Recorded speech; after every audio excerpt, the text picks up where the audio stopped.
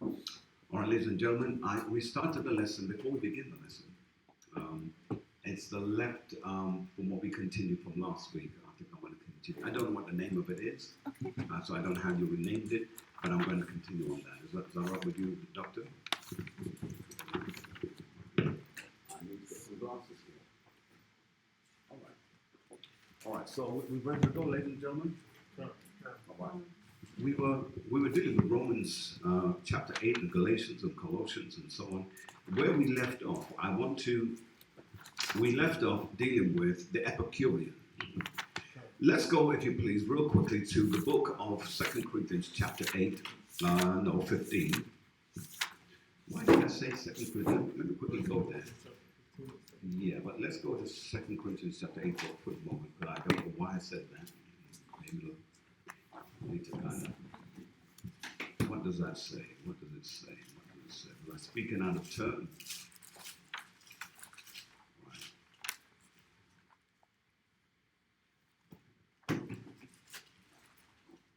All right, let's see, what does that say? What does it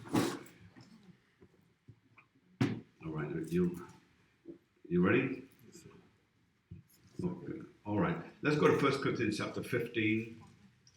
Let's go from there, and let's begin reading, if you please, at verse 10. It's the book of 1 Corinthians, chapter 15, and verse 10. Go on. It reads, "But by the grace of God, I am what I am." Say it again. But by the grace of God, I am what I am. Go ahead. And his grace, which was bestowed upon me, was not in vain. So here, the Apostle Paul is saying, by the grace of the Most High God, I am what I am. And his grace, which was bestowed unto me, was not in vain. In other words, all of what the Most High placed in him, it didn't go for naught. Now, believe it or not, ladies and gentlemen, brothers and sisters, I'm speaking to you that are here and you who are listening. You must be clear in your mind that we, especially you who have awoken to this truth, you are the awakened Israelites. This did not happen by some random opportunity, some random chance. You have been awoken because I believe, remember this is a continuing of last week Wednesday, so let's not miss it now.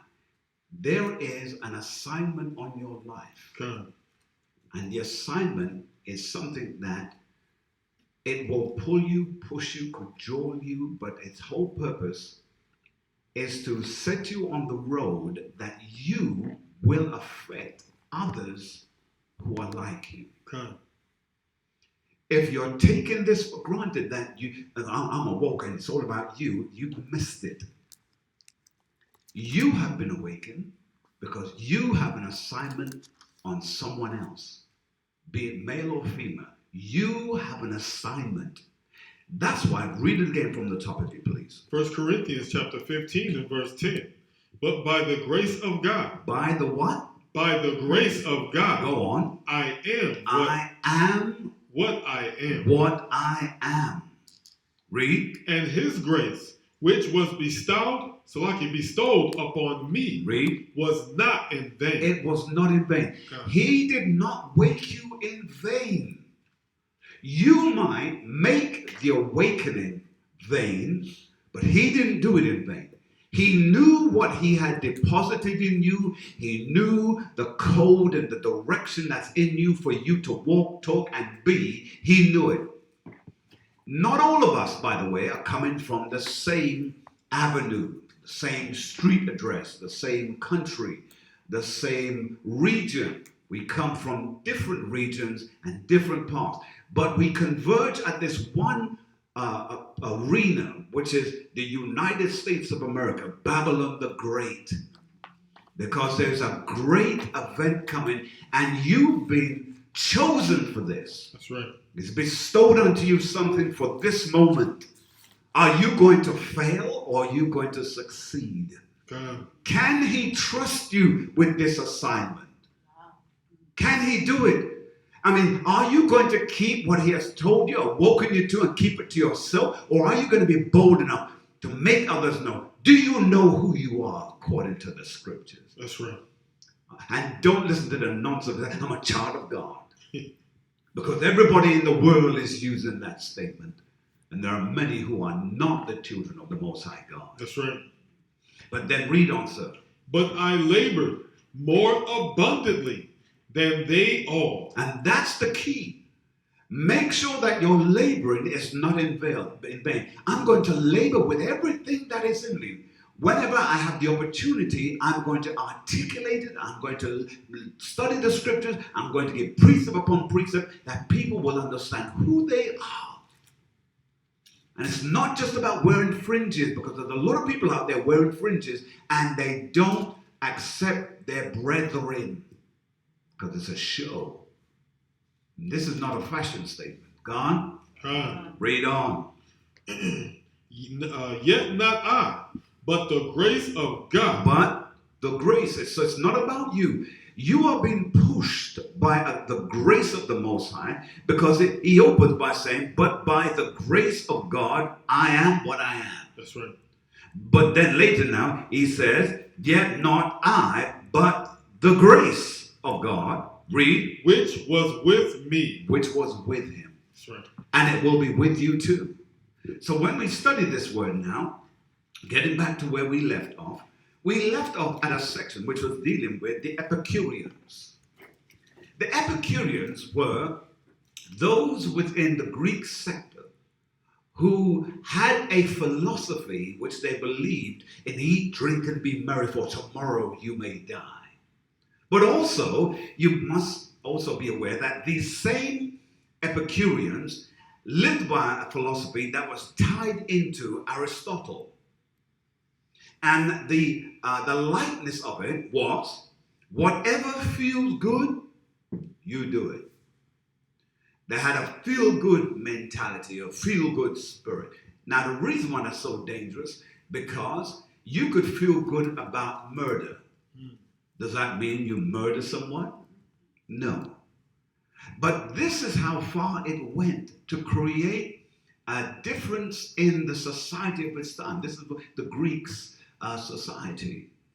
There was another brother who came about, who was taught under the teaching of the Epicurean, or the Epicurus was his name, and he developed the Epicurean sect.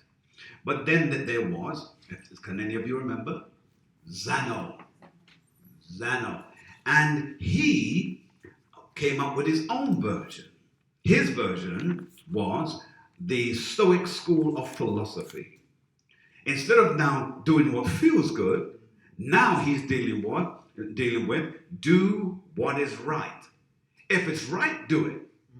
You see, this eschatology, what they have, this philosophy of knowledge, it's about creating sect, I should say. And this sect was about trying to bring about a new order within Grecia. Now, I want you to also pay attention that Zeno was a Hellenist. And what does that mean? When we say someone is being Hellenized, it means you were a Jew now operating like you are a Greek. So how did we know this? Here we have Zeno is really one of us. That's right. But he is someone who was sold out to the complete workings of the Grecian mentality, the Grecian philosophy. Let's go to the book of Colossians, if you please. Colossians chapter 2. Let's quickly run there. And hopefully we'll get to finish this week. Colossians chapter 2 and begin at verse 8. Go ahead when you got it. It's the book of Colossians chapter 2 and verse 8. Beware lest any man spoil you. Stop. So now it's telling you that every one of us must be aware. Aware of what? Read. Through philosophy. Through what? through philosophy. Through philosophy, go on. And vain deceit. And vain deceit. Ladies and gentlemen, at the hearing of this teaching, we are living in a pandemic age, and that age is dealing with the coronavirus. And have not many of you sat and heard the news? What they're saying about black people? In the beginning of this pandemic, it was said that those who have melanated skin would not suffer the cause of this coronavirus the same as those who have less or no melanated skin. Now, all of a sudden, halfway through this, it has now changed from last year to where we are now. They're now saying that, oh, you've got to be careful. You African Americans, you are the ones who are going to be greatly hit with this because it attacks you more because you got black skin. Can you believe this nonsense? And our people are swallowing that up like Rice Krispies. And here's the thing, ladies and gentlemen, this pandemic, it has been created by man to bring the people into fear. Read it again. Colossians chapter 2 and verse 8. Beware lest any man spoil you through philosophy and vain deceit. And vain deceits. There is a deceit going on here. We may not know it all now, but gradually it's all coming out. The whole thing is unraveling itself. There are doctors now going on YouTube saying this whole thing's a hoax. Because you kept yourself at home for so long, and kept yourself away from all these other individuals, that you've now developed a situation where you have no defense against the diseases that once upon a time, when you went out to work every day, your body was invisibly mending and correcting itself. That's right. Now, when everybody goes back to work, there's going to be a huge setback. Why? Because everybody's going to have this new attack. That's what we're hearing. Well, watch what it says. Read on. After the tradition. After what? After the tradition of men. Men are at the root of this. That's right. Men's at the root of this. Now, preacher, do you not believe then that the Most High God is dealing with us through this? Yes, I do. But remember, any man on earth is a tool to the hand of the Most High God, and he uses them. That's right. So now when we read this, let's finish it. Read it. Come. After the rudiments of the world. After the rudiments of the world. Read it again. After what? After the rudiments of the world. After the rudiments of the world. The basic principles of this world. Go on. And not after the Amashiach. And not after who? After the Amashiach. After the Amashiach. Why? Because men get caught up in idolatry. That's right. The root of this is idolatry. Let's take it a step further. Let's go to Acts chapter 17 and verse 18. Acts, what did I say? Chapter 17, verse 18. I begin. Acts chapter 17 and verse 18. Then certain philosophers. Now hold it. There's that word again. Philosophers. Go on. The Epicureans. Of the Stoics. Of the Stoics. Go on. Slaki. Of the Stoics. Encountered him. And some said, what will this babbler say? In other words, they encountered this man, Paul. And they wanted to find out, what is this verbose individual going to now say? He just talks too much. Hence why they called him a babbler. Go on. Others some. He seemed to be a setter forth of strange gods. Go on. Because he preacheth unto them Jesus. Go on. And the resurrection. And they took him and brought him unto Areopagus. Good. Saying, may we know what this new doctrine whereof thou speakest is. Now, remember, they had a stone set up with the name on it, the unknown God. They didn't know who he was, but they heard about him. But you know how they were. The Greeks, they want to have all the gods there. So just in case we miss one, let's have one that we can fall back on. Isn't that like today? Man having a fallback plan. But then when we read on forward, go on. Verse 20. For thou bringest certain strange things. Certain what? Certain strange things. Go on. To our ears. To our ears. In other words, he's bringing out the truth about how they were acting, how they were living. Because remember, he saw a whole city given over to idolatry, and it broke his heart. Read on. Come. We would know, therefore, what these things mean. We what? We would know, therefore, what these things mean. Go on. For all the Athenians and strangers which were there spent their time in nothing else, but either to tell or to hear some new thing. All right, now let's explain this. At this particular place in Mars Hill, it was well known that it either made a man or it broke a man. In other words, if you came to Mars Hill, and where the Athenians were, and you began to espouse some new philosophy, and it sounded good to the itching ears of those who heard, it could make you famous throughout the city. And so what they were looking for were new sayings. Or if they had a saying, they could bring it and cause them to become popular. Isn't it like you watch the news, or you're hearing some political individual and he makes some statement, and guess what? All of a sudden the whole country is using the same statement. Why? Because it's become popular. Now the Mars Hill is in the TV. But when we read this, read verse 21 again. Acts chapter 17, verse 21. For all the Athenians and strangers which were there spent their time in nothing else, but either to tell or to hear some new thing. Now, when it uses the word strangers, it's speaking about the foreigners.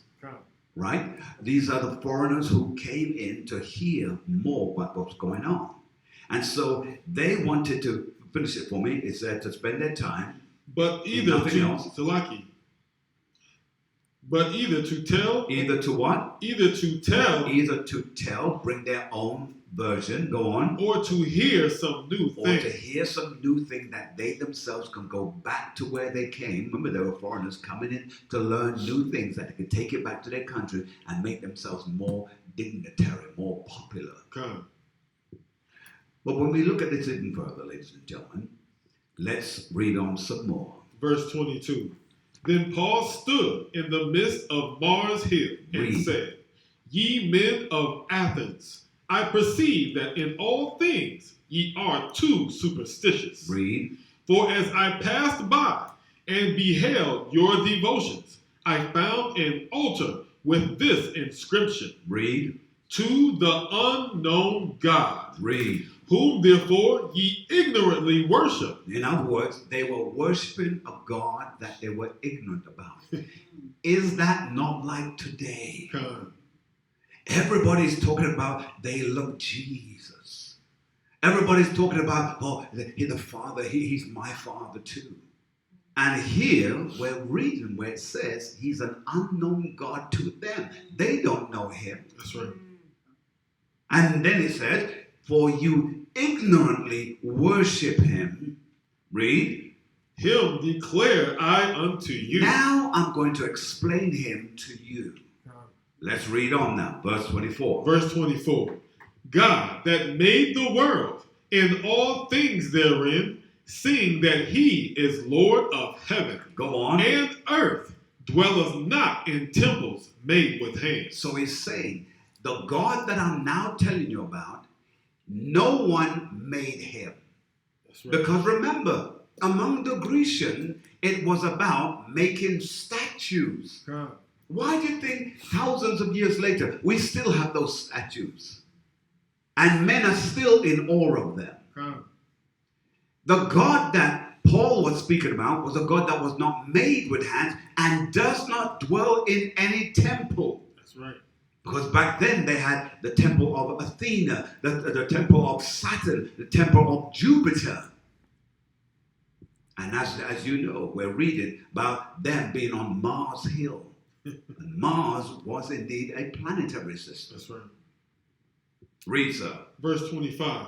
Neither is worshipped with men's hands. Read. As though he needed anything, seeing he giveth to all life. So this is a God who gives life and does not need anything from the subjects that he gives. That's right. But remember, those who worship idols, they were taught, now that you bought this idol, you need to go to the temple of Athena and you need to leave an offering there. Because it's all about transferring the wealth. Read. Stay with me. Seeing he giveth to all life and breath and all things. Go on. And have made of one blood. Made of what? And have made of one blood. Now he's dropping the hammer. Now he says, and hath made of one blood. Read. All nations. Go on. Of men for of men for to dwell on all the face of the earth. Read. And have determined the times. Hold it. Say that again. And have determined the times. Go on. Before appointed. Read. And the bounds of their habitation. And the bounds of their habitation. Come. Let's quickly go to 2 Ezra chapter 16 and 54. 2 Ezra, and then we're going to come back and get back on track. We just want to quickly lean that way for a brief moment. What did I say? 2 Ezra 54. 16 and 54. Let's read. 2 Ezra chapter 16, verse 54, page 35. Behold, the Lord knoweth all the works of men. So it's letting you know he knows all the works, all the imagination of man. Go on. Their imaginations, their thoughts, and their hearts. God. That's letting you know it right up front. No one can escape him. That's right. So now let's quickly get back on track now. Let's go from here, if you please, to Romans chapter 1. Romans chapter 1, and let's begin at verse 19. Romans chapter 1 and 19, if you please. It's the book of Romans, chapter 1 and verse 19. Because that which may be known of God is manifest in them. Go, read it again from the top. Slow it down a little bit. Romans chapter 1 and verse 19. Read. Because that which may be known of God is manifest in them. Go on. For God hath showed it unto them. Go on. For the invisible things. For what? For the invisible things. Go on. Of him from the creation of the world. Read. Are clearly seen, being understood by the things that are made. Go on. Even his eternal power and Godhead. Read, sir. So that they are without excuse. Making you know that everything that you see had to be made by a greater power, leaving you without excuse. Because the man is teaching by his philosophy, saying that everything happened just randomly. You know what? If I took a great truck with all the timber that I needed for my house and went up to a hill and rolled it down the hill, what should happen at the bottom of the hill is that randomly my house should put itself together. But it cannot happen because everything happens by design. That's right. And so when you hear those philosophies of things happening randomly, that's foolishness. It's like someone who says, oh, I don't see color, which is garbage. Then you have to ask them, how did you get dressed this morning? That's right. Because men use such stupid philosophies to try and justify themselves in their truth. Read on. Verse 21. Because that when they knew God, they glorified. Hold it, sir. Let's read that one more time because this is delicious. Go on. Romans chapter 1 and verse 21. Because that when they knew God, they glorified him not as God, neither were thankful, but became vain in their imaginations. Stop. Now, what they did was they put themselves in a situation where they were blessed of the Most High. They ruled on high. But what did it say? Read it again from the top.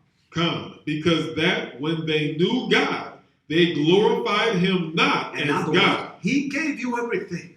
He made you the top nation on the earth. But you took him for granted. You didn't praise him and worship him like you should have. But watch, read on. Neither were thankful, but became vain in their imagination. So you weren't thankful, you were ingrateful or ungrateful, and you were vain in your imaginations. Go on. And their foolish heart was darkened. Was what? Was darkened. And your foolish heart was darkened. Man's imaginations is about idolatry. Because remember, everything that man makes, it's about something that's coming out of his spirit. Because he preferred to make something and worship it than to worship the person, let me use that loosely, who made him. That's right. Read on. Verse 22. Professing themselves to be wise. Say that again. Professing themselves to be wise. Self-made philosophers. I know everything. Do that which is good. Or do whatever makes you feel good. But read on. They became fools. They became what? They became fools. They became fools. Idolatry was made from the imaginations of their putrid mind. Hold this, run to Colossians chapter 2 and 8. We're coming back.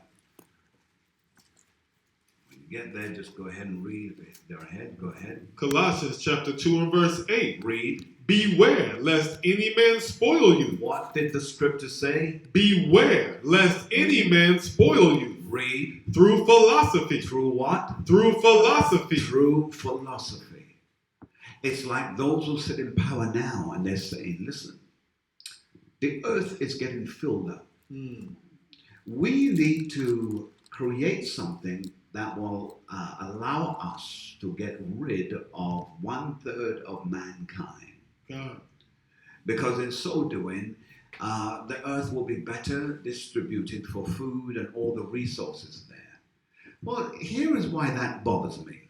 And you know why it bothers me? Is because the ones who are always talking about resources, they're the ones always going to other countries and taking their resources. And here's what puzzles me even the more. That when we look at the world at large and look at the countries who are prospering, they're prospering on the back of the country that's provided for them more gold, more oil, more copper, more diamonds than any other country in the world. That's right. Yet, ladies and gentlemen, they have, pardon the expression, the cotton-picking nerve to tell you that you, first of all, are a third world country. How can that country be third world where you are going there and taking everything the country has, bringing it back to your country, living like a pig or a hog on the hill, and then you have the nerve to call the country that you've taken from, call them third world? That's right. Really? And then because of the resources that you've taken from them, you are now colluding with other nations. Because when you look at France, Germany, Portugal, be careful, because you have a great recompense coming to you. Because you are one of the first to go into Africa. You're one of the first to go and put the Most High's people in chains. You are not escaping your whipping. Your whipping is coming real soon. That's right. Come on. Hallelujah. All right, let's read on. Let's jump back. Did you finish that verse? No, sir. Oh, finish it for me. Colossians chapter 2 and verse 8. Beware lest any man spoil you through philosophy and vain deceit. Go on. After the tradition of men. Go on. After the rudiments of the world and not after the Mashiach. All right, let's go back. Read what we just left up here in Romans, please. Come, the book of Romans, chapter 1 and verse 22. 21. Salaki, verse 21. Go on. Because that, when they knew God, they glorified him not as God. Read. Neither were thankful, but became vain in their imagination, and their foolish heart was darkened. Was what? Was darkened. Was darkened. Now, let's understand this. Let's see from a biblical history standpoint, is this saying. It says here, because that when they knew God, they glorified him not as God. neither were thankful, but vain in their imagination. Now, who would this be speaking about? Can anyone tell me? Who would this be speaking about? Who said Israel? Good. Now, what I need you to do is tell me which Israel? Which Israel? All right, for time purposes, I don't like dead air time. So, this is the northern kingdom. The northern kingdom. This verse you're reading right here, and if you're making notes in your Bible, make a note. This is speaking directly about the northern kingdom. They, read it one more time for me, please, officer. Romans chapter 1 and verse 21. Mm-hmm. Because that when they knew God, they glorified him not as God. Mm-hmm. Go on. Neither were thankful, but became vain in their imaginations. Continue. And their foolish heart was darkened. Was what? Was darkened. Was darkened. Let's go to Isaiah chapter 9 and verse 1. Okay. Isaiah chapter 9 and verse 1. Let's go there real quick, and then we'll come back again. What did I say? Isaiah chapter 9 and verse 1. All right, let's go. Isaiah chapter 9 and verse 1. It reads, Nevertheless, the dimness shall not be such as was in her vexation. All right, now we're going to read it again because it can tell us who it's speaking about. Read it again. Isaiah chapter 9 and verse 1. Nevertheless, the dimness shall not be such as was in her vexation. Read. When at the first he lightly afflicted the land of Zebulun. Of what? Of Zebulun. Go on. And the land of Naphtali. Of what? Of Naphtali. So you see, it's pointing to the northern kingdom. God. But let's continue reading. And afterward did more grievously afflict her by the way of the sea. Go on. Beyond Jordan, in Galilee of the nations. Go on. The people that walk in darkness. Hold it. There's your word. People who walked in darkness. Come.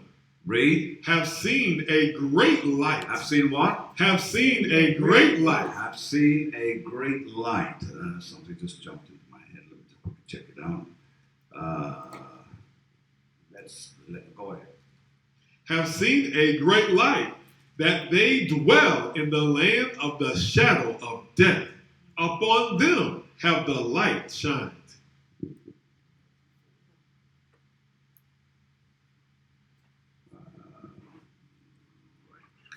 All right.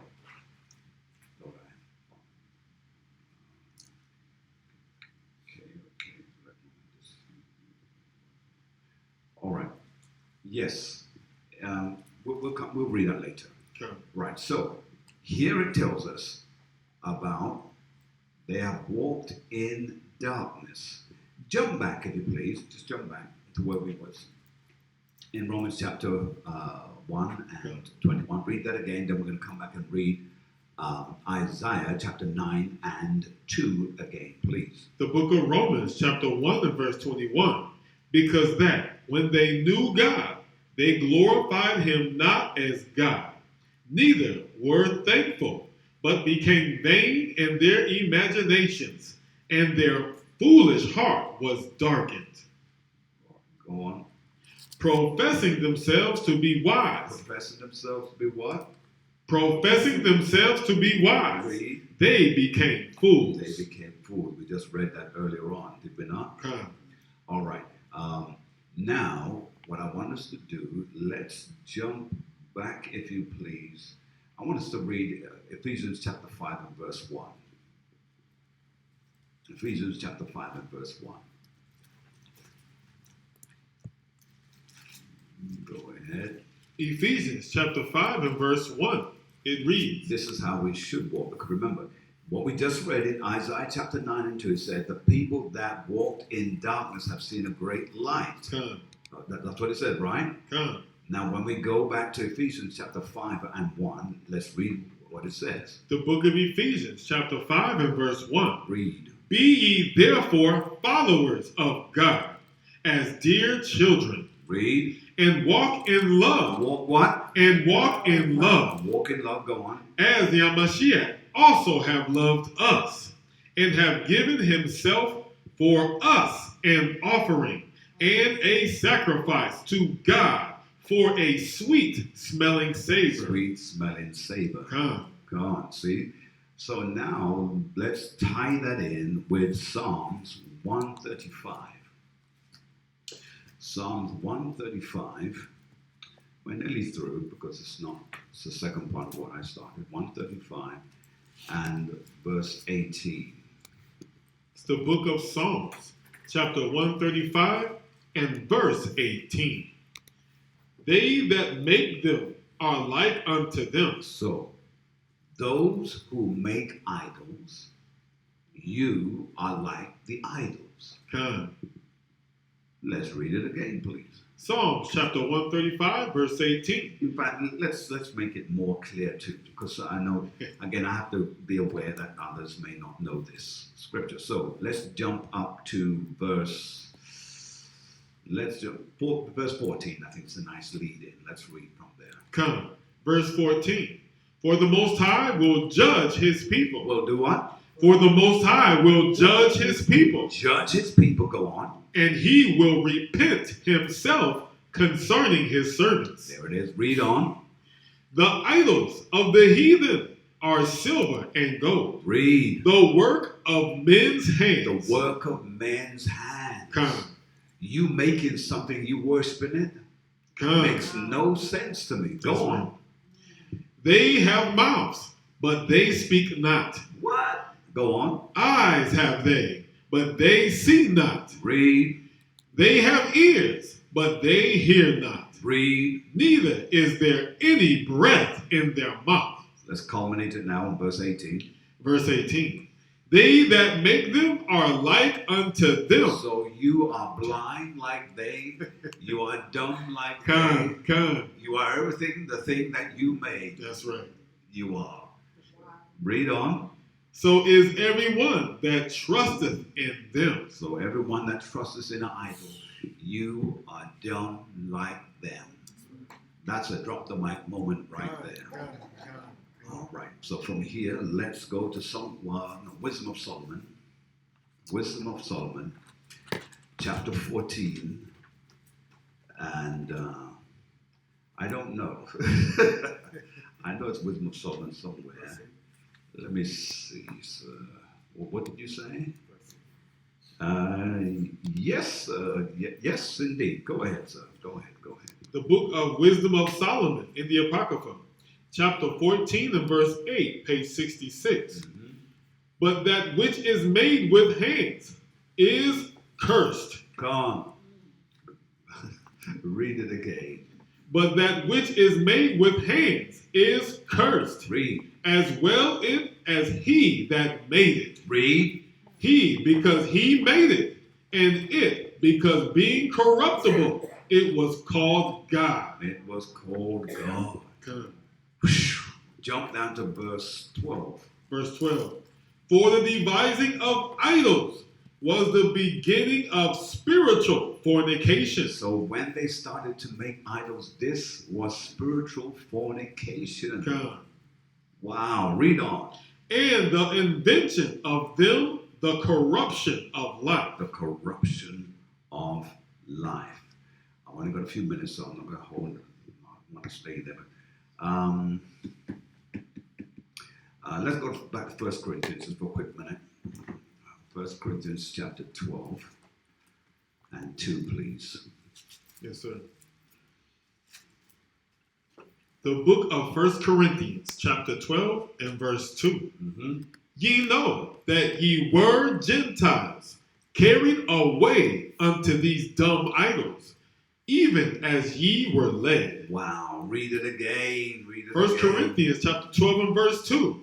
Ye know that ye were Gentiles, carried away unto these dumb idols, even as ye were led. This is what happened to the northern kingdom.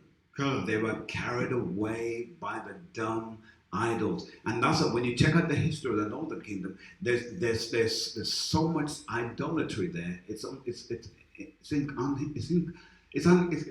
just mind blowing. Let's just keep it simple. It's mind blowing how you can go from worshiping a creature to worshiping a statue, a stick, a stone. And when you go through the history of it, and you find all of these stones that they have that had carved out gods, that they would carry their gods with them, then you have to wonder, what type of God have you carry in the bag? You carry this God? Yeah. So where's your God? It's in this bag right here. And where's your God? I can't tell you because he's everywhere. Good. See, snap that. And so this is what was so sad about the northern kingdom with our actions and our behavior. That's right. Let's time purposes, let's go back to Romans chapter 1 and read from 22, and then we'll quickly move forward. Yes, sir. It's the book of Romans chapter 1 and verse 22. Go ahead. Professing themselves to be wise. Remember what we just read in the other scripture? It said, professing themselves to be wise. Read. They became fools. They became fools. Gone? All right.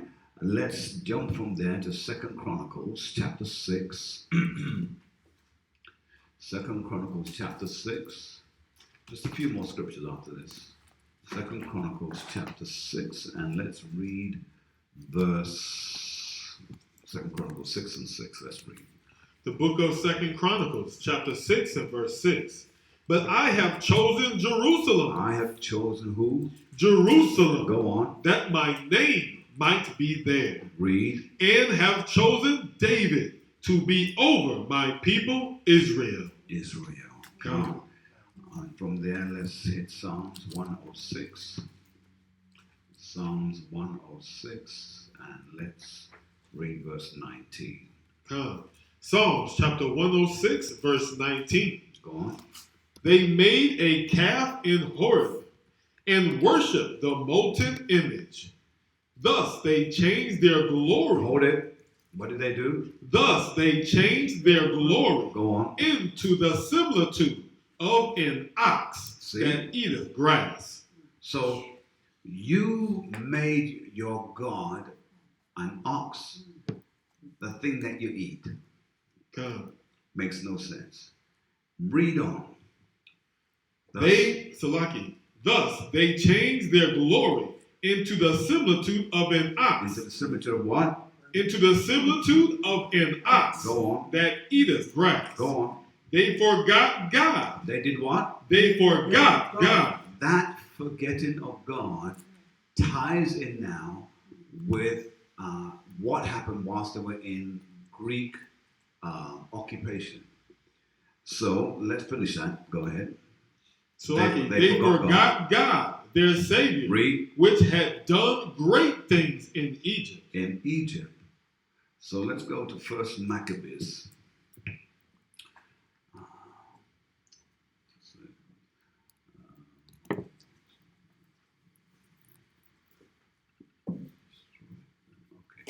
All right, I can't let us read it because of time, and I definitely want to finish this correctly. So, yes, 1 Maccabees, sir. 1 Maccabees chapter 1 and verse 11. It's the book of 1 Maccabees, chapter 1 and verse 11, on page 114. Read. In those days went there out of Israel wicked men who persuaded many, saying, let us go and make a covenant with the heathen that are round about us. Now, what's so pitiful about this? It's almost as if we as Israel were repeating history again. Did you hear about that law that was passed by one of Jake's senator? In fact, it's a very dangerous law that he helped push through, because it's the same law, or it's almost identical to the same law that they passed in the UK, saying that they can make anyone take the serum that they've created for the C-19 virus. That they can go into your house, they can lock you away, you can bring family, it doesn't make any difference. I wish I could remember his name. I could see his face, I just don't remember his name. Say again? Is a senator from Georgia. Yeah, he's an elderly man, yes. But he's been involved in passing a very dangerous law that's going to affect so-called African Americans. And it has set you up for danger, big time. And what's so sad about it is that he doesn't even realize what he's done. Well, at least I hope that he hasn't realized. Because if he does, he's going to pay the Most High God badly for this situation. That's right. So when we read this again now, read it again from verse 11, it says, First Maccabees chapter 1 and verse 11. Read. In those days went there out of Israel wicked men. Wicked what? Wicked men. Go on. Who persuaded many, saying, let us go and make a covenant with the heathen. Go on. That are round about us. For since we departed from them, we have had much sorrow. You see, the Bible warns us, 5-minute precept, don't trust the hand of your enemy. You have to be careful, because when you do this now, you are putting yourself with something that's going to be very messy, cause a stain to you like rust, because the enemy cannot be trusted. I'm sorry. You know, some of us, we have, oh, he's my friend, she's my friend. Oh, I hear that. I know. I understand. I feel your pain. But here's the thing. They are not going to look after you before their own family. That's right. You must understand that. They may be kind, they may be good up to this point, but believe you me, according to the scripture, they're going to betray you down the road, because it's going to be about self-preservation in the future. That's right. Read, sir. The book of Sirach, chapter 12 and verse 10. Never trust thine enemy. Read. For like as iron rusteth, so is his wickedness. Though he humble himself, read, and go crouching, yet take good heed and beware of him, and thou shalt be unto him as if thou hadst wiped a looking glass. See? Finish it. And thou shalt know that his rust have not been altogether wiped away. In other words, where there's rust, there's still more to come. And so when we go back now to First Maccabees, and we read the continuing verses, read verse First 12. Maccabees chapter 1 and verse 12. So, yeah, please go on. So this device pleased them well. Did what? This device pleased them well. So even wicked Israelites enjoyed this hearing even the more. Go on. Then certain of the people were so forward herein that they went to the king. Watch this now. Go on. Who gave them license. Go on. To do after the ordinances of the heathen. This, ladies and gentlemen, is the birthplace of how you get citizenship and certification so that you can be just like the nation. America does this very thing. That's right. It gives you a piece of paper that says you can be just like us. Just sign here, raise your hands to the flag and have your allegiance to us, and you're good to go. That's right. That's what you're reading here, all the way back then. Go on. Whereupon they built a place of exercise at Jerusalem, according to the customs of the heathen. Go on. And made themselves uncircumcised. And in other words, they withdrew from doing the things that were the covenant of the Most High God. Continue. And forsook the holy covenant and joined themselves to the heathen and were sold to do mischief. So they, all right. Now let's go back and read verse 14. Let's just read that. Verse 14. Whereupon they built a place of exercise at Jerusalem, according to the customs of the heathen. The custom of the heathen. So, A place of exercise is called a gymnasium, right? Is anyone familiar with what gymnasium basically means? Gymnasium. Real quick, because if you want to Google it, find it, but find it quickly and tell me, because we've got one more verse to finish before we get through here. I must be mindful of those who are watching from other parts of the country. So, anyone? All right. Just very basic. Let's give you a bit of basic. Anyone found it yet? Anyone? No? All right. Hold your peace then. Go ahead. A gymnasium, a room or building equipped for gymnastics, games, and other physical exercise. Okay. Physical exercise. So, the etymology of the word is what I'm really seeking for. But let me tell you. It's dealing with the fact that it's a place of exercise that you exercise in the nude. Huh. That's why when you see many of the statues of the Greek wrestlers, they were always in the nude. The javelins and the shot put and the discus and all of those things, they did it in the nude. Why? Because the Greeks took great delight in watching the human body. Huh. And great delight in watching men frolic by what you call wrestling today with one another. And there's nothing more unsightly as naked men rolling up and grabbing one another. And now you can understand and see where all of this sexuality and those things stemmed from. Huh. You have something for me there? Yeah, it says the gymnasium, Greek and ancient Greek, functioned as a training facility for competitors. It's also a place for socializing and engaging. The name comes from the ancient Greek term gymnos. Yes, gymnos, yeah, about that. Naked. Yeah. Hold it. That was the part that I wanted. Read that again. The name gymnos comes from the Greek, meaning what? Ancient Greek term gymnos, meaning naked. Meaning naked. Only adult males were allowed to use the. No, that's all I need. That's all I need. Because will do it for me. So it means naked, and so when they got together, they were naked, and all could watch and see.